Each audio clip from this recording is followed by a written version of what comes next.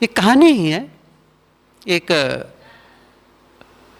जंगल था, जंगल तो एकदम से नहीं था, लेकिन फिर भी जंगल के किनारे था। तो वहाँ एक बड़ा सा तालाब था, झील था, और उस पर एक उसकी जो तालाब की जो मेड़ी थी, उस पर एक बड़ा सा विशाल वृक्ष था।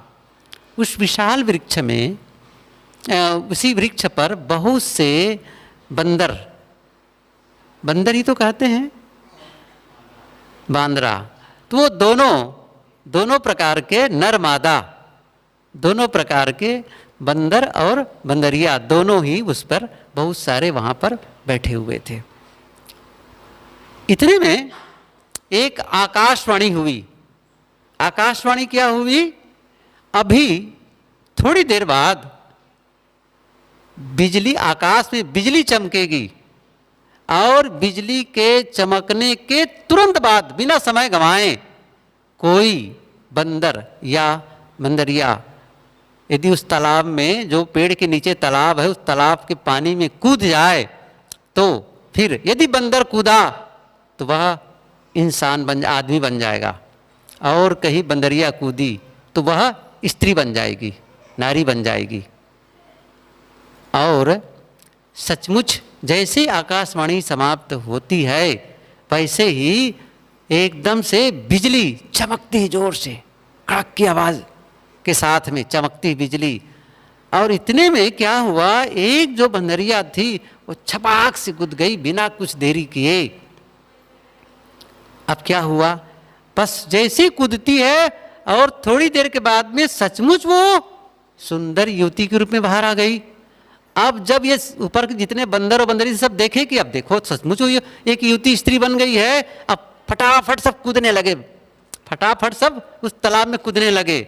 लेकिन कूदने से क्या हुआ, जैसे कूदे थे बंदर, वही बंदर बन के निकले, क्योंकि वो बिना देरी किए, बिना पल गंवाए वो काम करना था।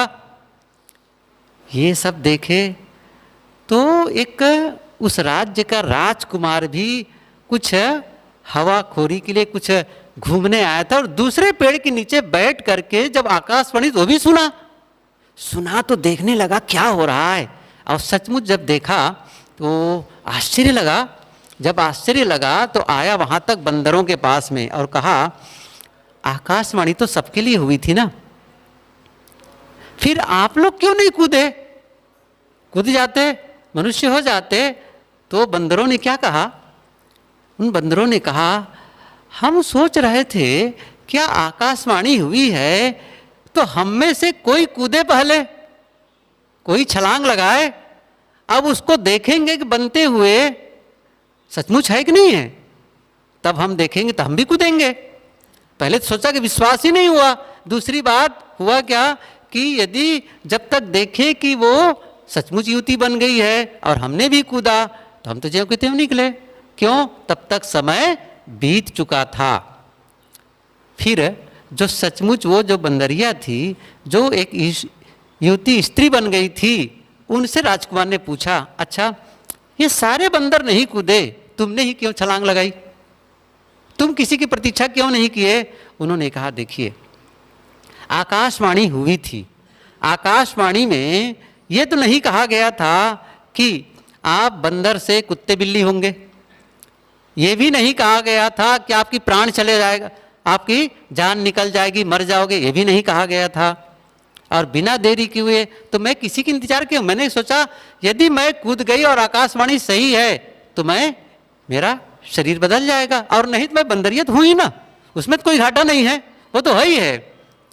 इतनी बात राजकुमार सुनकर और उनकी तत्क्षण बहुत जल्दी निर्णय लेने की क्षमता और उनकी बुद्धि को देखकर कितना खुश होता है, और उसको कहा, बस अब आपको मेरे साथ चलना है, और उसको अपना वो रानी बना लेती है। शरीर ही नहीं बदला, उसका किस्मत भी बदल गया।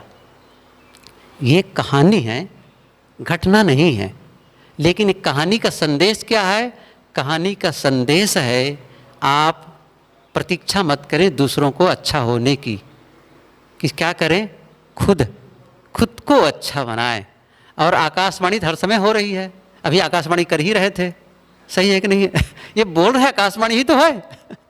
संत लोग तो हमेशा आकाशवाणी कर रहे हैं, लेकिन उस पर विश्वास नहीं हो रहा है कि सचमुच ऐसा होगा कि नहीं।